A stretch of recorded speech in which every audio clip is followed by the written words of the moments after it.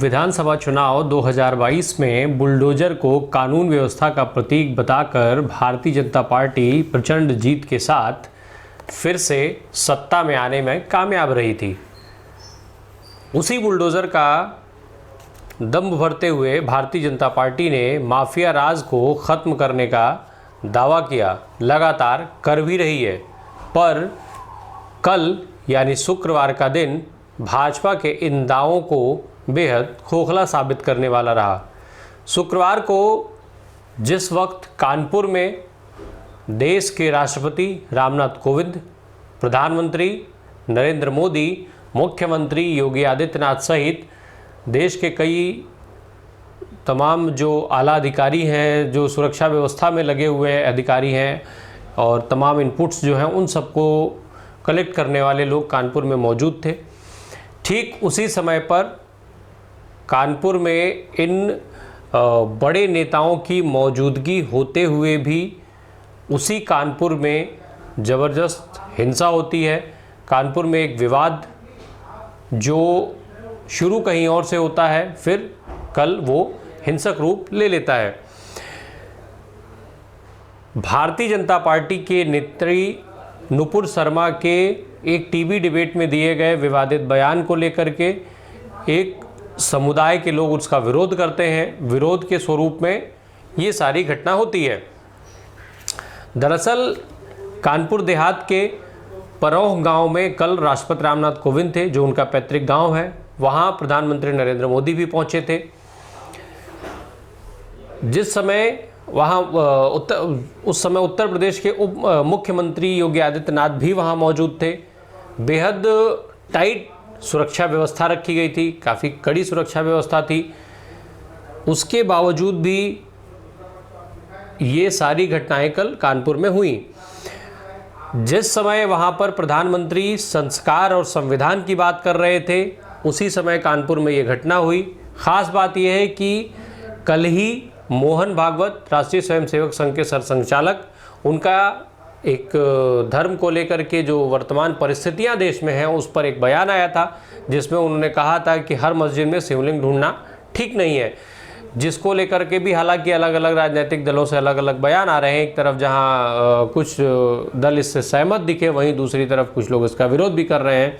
शिवसेना और देवबंद जैसी जहां देवबंद में इसको लेकर के खुशी दिखाई, शिवसेना इसको लेकर के खुश हुई, वहीं असदुद्दीन ओवैसी ने कह दिया कि ये तो संघ का पुराना काम है, पुराना रवैया है कि वो मुद्दों से अपना पल्ला झाड़ लेती है।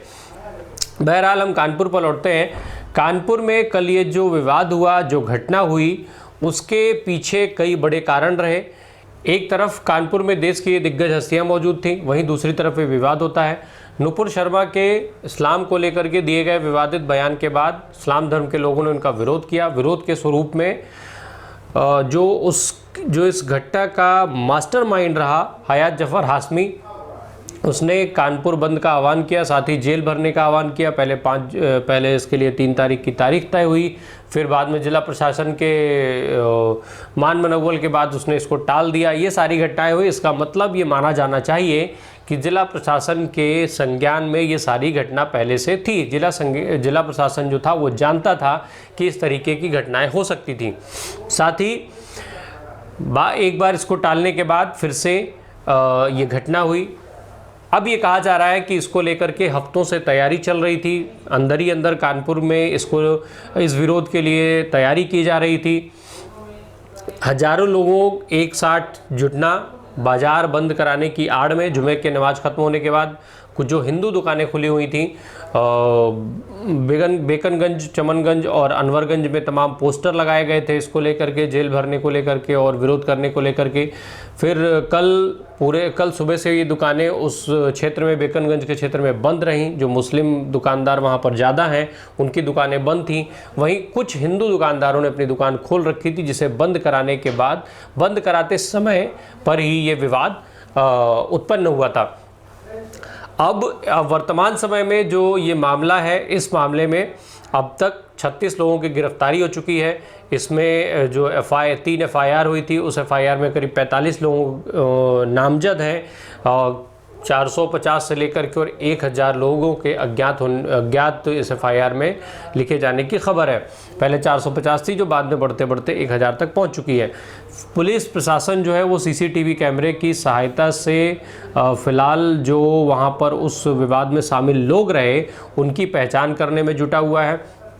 मुख्यमंत्री योगी आदित्यनाथ इस पर लगातार अपनी नज़र बनाए हुए हैं और वो इस वक्त कह चुके हैं कि इसमें जो शामिल हैं उन पर गैंगस्टर लगाया जाएगा और उनके ऊपर गैंगस्टर एक्ट के तहत जो तमाम कार्रवाइयाँ हैं, संपत्ति जब्त करने से लेकर के सारी वो कार्रवाइयाँ की जाएंगी।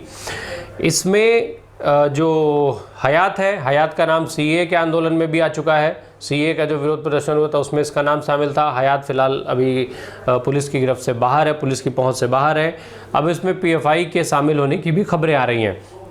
दूसरी तरफ कल रात जो एनकाउंटर स्पेशलिस्ट माने जाने वाले IPS अजय पाल शर्मा ने वहाँ चार्ज संभाल लिया है। उनके जिम्मे इसकी जाँच सौंप दी गई है, जिसके बाद तमाम कई दबिशें रात को ही शुरू हो गई थी।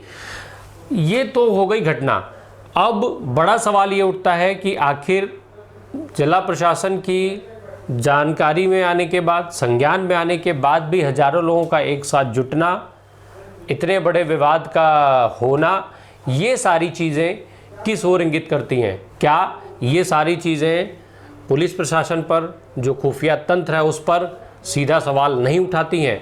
क्या इसके बाद इन लोग जो इसमें शामिल रहे उन लोगों पर कार्रवाई करने से पहले क्या पुलिस प्रशासन के इस फेल हो चुके तंत्र पर, क्या फेल हो चुके खुफिया तंत्र पर सरकार को कार्रवाई नहीं करनी चाहिए? ये एक बड़ा सवाल है, क्योंकि हर मामले में देखा जाता है कि अक्सर ऐसा देखा जाता है कि जो खुफिया तंत्र है वो कई बार फेल होने के बावजूद भी उस पर कार्रवाई नहीं की जाती है। ठीक उसी तरीके से जिस तरीके से भ्रष्टाचार में संलिप्त होने पर जो सरकार है या प्रशासन जो है वो छोटे जो बाबू हैं, जो क्लर्क हैं, उन पर कार्रवाई करके और धीशरी कर लेता है। बड़े अधिकारी कभी इसकी जद में नहीं आते। ऐसे में इन सारी चीज़ों के से क्या इस मामले में चूँकि जो योगी आदित्यनाथ की जो छवि है उसको लेकर के क्या एक नया नज़ीर पेश करने की कोशिश की जाएगी? ये सवाल बार बार उठाया जा रहा है कि आखिर फेल हो चुके खुफिया तंत्र पर कार्रवाई क्यों नहीं की जा रही है। बसपा सुप्रीमो मायावती ने जो ट्वीट किया उसमें लिखा है उन्होंने कि ये खुफिया तंत्र, आखिर उसमें भी उन्होंने खुफिया तंत्र पर सवाल उठाया है। अखिलेश यादव ने भी इस मामले को लेकर के सरकार को घेरने की कोशिश की है। वहीं जयंत चौधरी ने भी मामले को लेकर के सरकार पर टिप्पणी की है। विपक्ष इसको लेकर के सरकार को लगातार घेर रहा है, घेरना भी चाहिए, क्योंकि कानून जो व्यवस्था है उसका हवाला देकर के सरकार ने उसको प्रमुखता से विधानसभा चुनाव में उठाया था और जिसका लोगों ने समर्थन भी किया, जिसके फलस्वरूप भाजपा दोबारा उत्तर प्रदेश में सत्ता में काबिज होने में कामयाब रही। अब देखना होगा कि इसमें क्या कार्रवाइयाँ होती हैं। आने वाले समय में इसके जो भी अपडेट आएंगे वो हम आप तक लगातार पहुँचाते रहेंगे।